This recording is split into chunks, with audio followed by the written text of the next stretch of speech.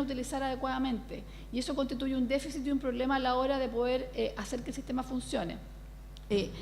Y esto también lo muestra la evidencia, es decir, 5 veces modificado el código y los resultados no mejoran. Entonces significa que tenemos que preguntarnos dónde está la causa, más que estar simplemente ampliando las esferas. Y por lo tanto creemos, y hay una apuesta y un consenso transversal con una altura de miras enorme de las distintas instituciones de poder desarrollar no solamente otorgar cupos cruzados de capacitación, es decir, que las policías se capaciten en conjunto con los fiscales, los defensores, los jueces, sino también programas interinstitucionales de capacitación, donde el énfasis no esté en la litigación, que es la necesidad principal del sistema al inicio, sino que en temas como exclusión de prueba, como primeras diligencias, y en ese sentido vamos completamente en línea con lo que se plantea. También hay que tener cuidado con desvalorar soluciones que son de calidad jurídica, como las salidas alternativas, y que son distintos a las desestimaciones tempranas, como puede ser el archivo, la facultad de no perseverar.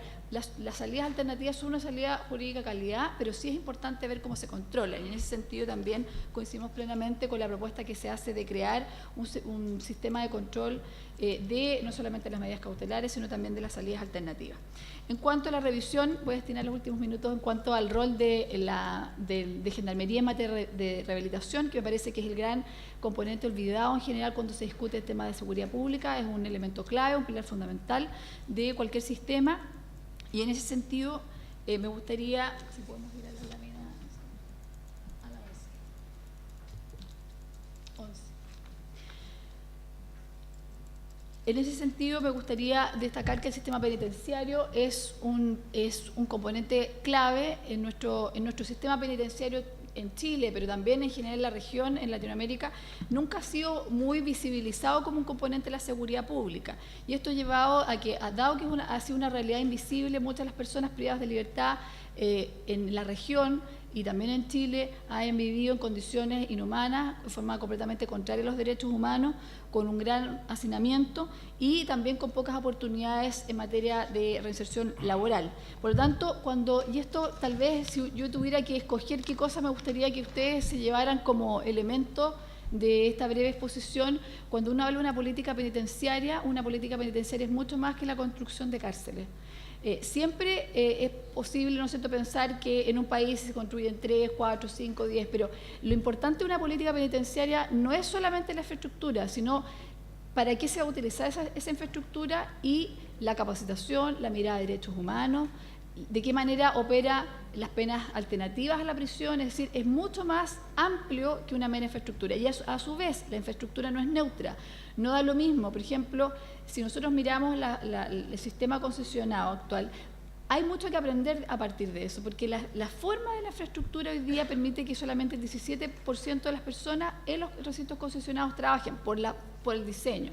Por eso es que avanzamos hacia un diseño donde el 100% de las personas puedan trabajar o estudiar, y eso tiene que ver con un aprendizaje del Estado. Y yo me atrevería a decir que si hay una política que debiera ser de Estado y completamente transversal y con una mirada de país republicana, es la política penitenciaria, porque, insisto, los aprendizajes son paulatinos y esto tal vez no lo veríamos con claridad si es que no hubiéramos hecho, ¿no es cierto?, un diagnóstico del funcionamiento actual del sistema.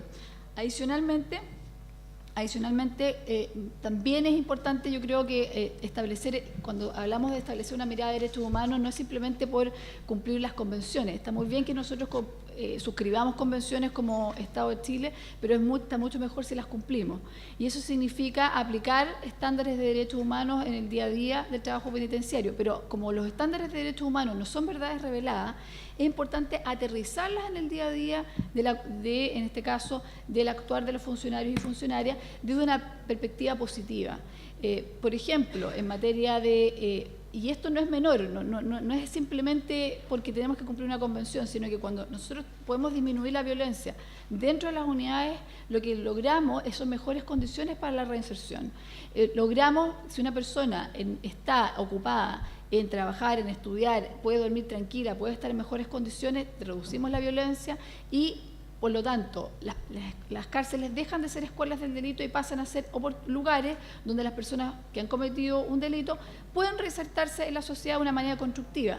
Y si se pueden reinsertar en la sociedad, bajamos la reincidencia, tenemos menos delitos y por lo tanto menos víctimas. Y finalmente es un círculo virtuoso en que vamos avanzando positivamente como país. Por lo tanto, yo quisiera plantearles que en esa línea coincidimos con lo que se señala en cuanto a tener un modelo donde se puedan revisar los contratos de concesiones, obviamente contratos que tienen una duración de años, pero sí a futuro hay que pensar dónde se ponen los incentivos, por ejemplo, en materia de reducción de la reincidencia, cómo realmente se miden cualitativamente esos resultados.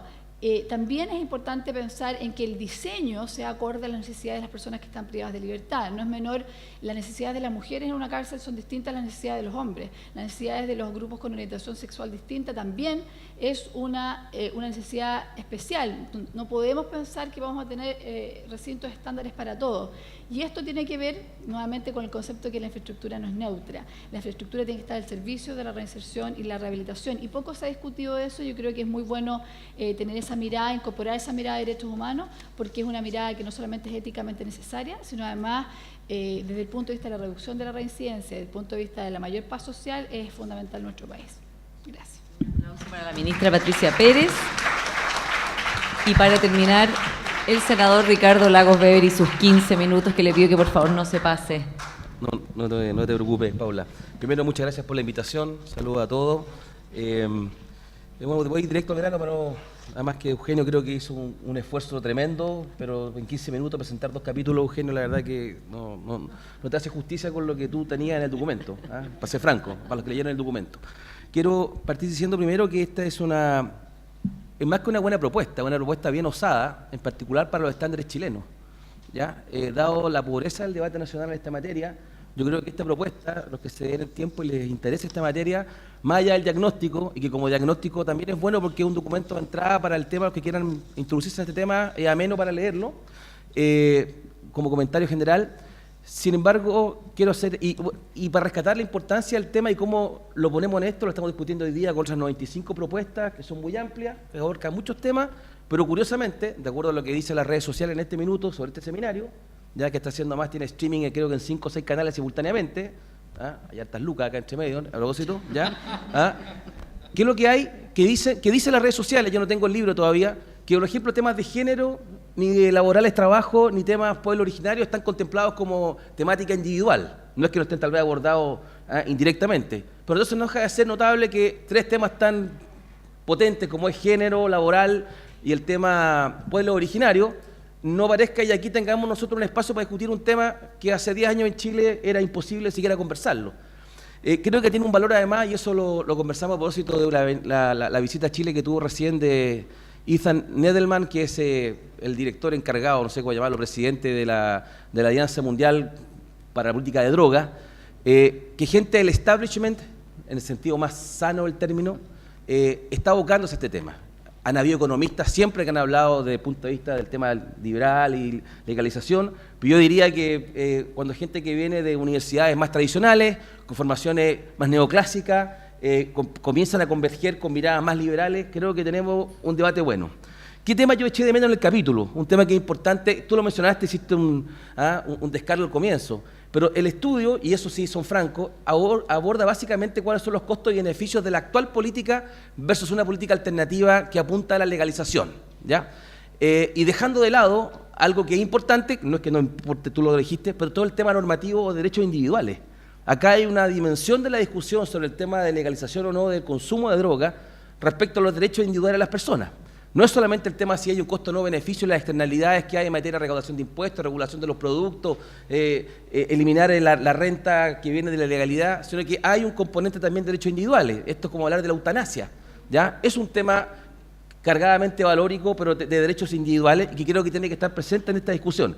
Yo sé que no era el objetivo del documento, no lo hago como crítica negativa, pero que hay que tenerlo muy presente. El diagnóstico lo dijo Eugenio, pero para hacerlo bien gráfico, la derrota es completa en materia de la política de droga actual que se ha aplicado a nivel mundial, en particular desde que Nixon así lo declaró en el año 71 y las diferentes convenciones. Y para mí la derrota es cuando tú tienes una política que es para impedir algo, para mejorar una situación.